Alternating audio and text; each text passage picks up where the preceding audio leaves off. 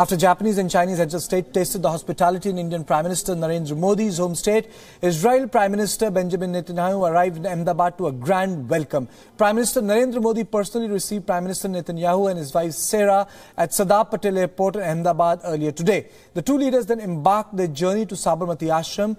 During the 8-kilometer-long roadshow, artists from different states and union territories performed and welcomed the two leaders at several points as they passed by. No open vehicle or convertibles were used during the roadshow, probably due to the Israeli Mossad's fixation over security. The two leaders then paid tribute to Mahatma Gandhi at Sabarmati Ashram.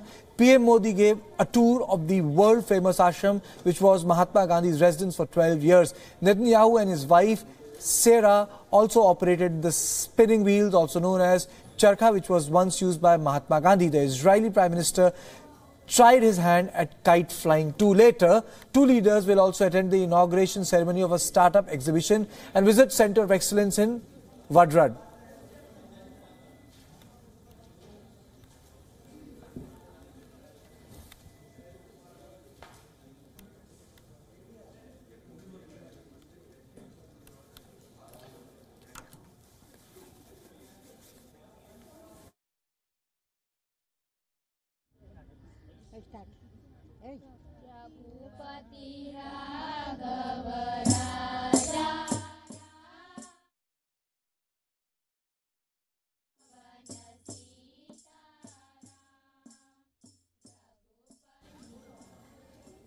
These are the visuals. 10-15 minutes back when the Prime Minister Narendra Modi was with Netanyahu. Benjamin Netanyahu and his wife Sarah, you can see them in the visual, and these are the visuals from the Sabarmati Ashram. So in a way, it just goes on to show how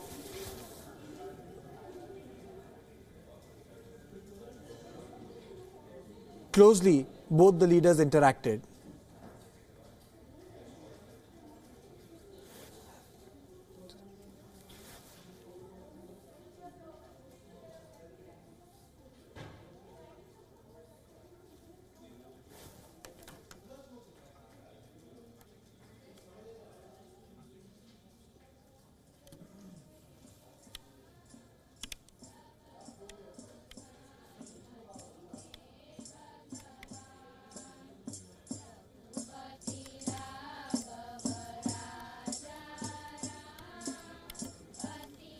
So I'm joined by Avik Sen, independent journalist. Mr. Sen, if I just keep aside the optics in terms of the visuals, the road show, the visit of Sabarmati Ashram, is it safe to say that a paradigm has changed between Israel and India under the new political dispensation? It would be a little tricky to say because right now the government circles about Israel-India ties. There's a section of the government that is pro-Israel, but there's a section of the government that is also more neutral and balanced, that is more in favor.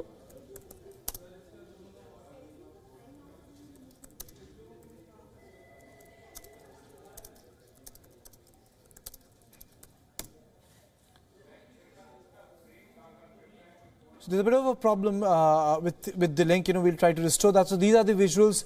This was the meeting which took place 10-15 minutes back, and it just goes on to show that how much time Prime Minister Narendra Modi has decided to spend with Benjamin Netanyahu.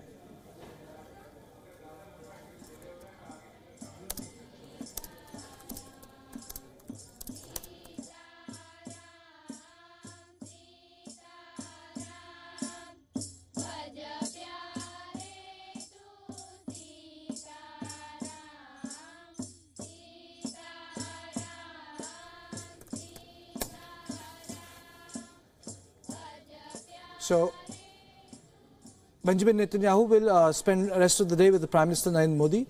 There are a couple of programs there, but his important visit is tomorrow, when he's going to have a meeting with the business chambers in Mumbai, where he'll be interacting with all top honchos and asking them to invest in Israel. And apart from that, he will go to the Chabad house, meet other dignitaries there. So it's an important day tomorrow. But today is a day. Today is a day when he spends time in Narendra Modi's home state. Netanyahu took time off his packed schedule during his ongoing visit to India to chat with journalists accompanying him from Israel. Report says he spoke of India's strengths, its gigantic market and the many agreements being signed to boost trade, security and diplomatic ties with New Delhi. But he also touched a subject that may emerge as a point of discord in the relationship, the Islamic Republic of Iran.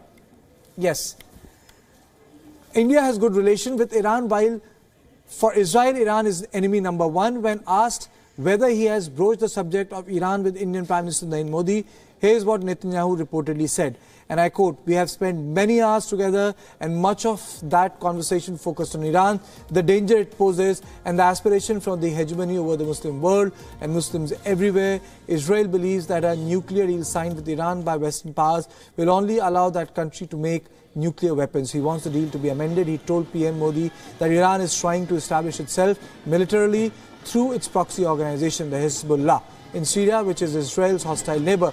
So how does this equation look? Let's take a closer look at the relationship between the three countries, India, Iran and Israel. India recognized both Israel and Iran in the 1950s, but while it established full diplomatic ties with Iran, it did not do so with Israel till 42 years.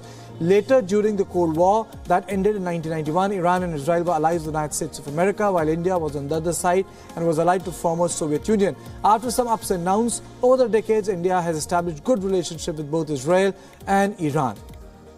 Now let's see what binds India and Israel together. They have a mutual foe, Islamist terror. They have a growing trade and defense relationship. Israel came to India's help by providing equipment at very short notice during the Kargil war. India is Israel's biggest buyer of weapons. But India and Iran too have many common trade interests. Iran is the second largest supplier of crude oil to India, and India is one of the largest investors in Iran's oil and gas industry. India has built the Chabahar port in Iran and successfully opened a trading route that will bypass Pakistan altogether.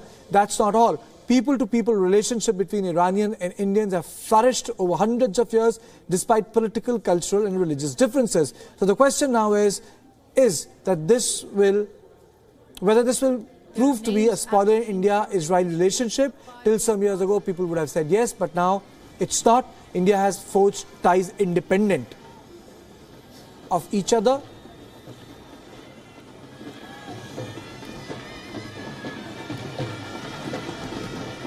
And Modi has done it despite a different matrix of power which exists in West Asia. So we end where we began. Will Iran be the new Palestine? And will that be a deal breaker or a spoiler?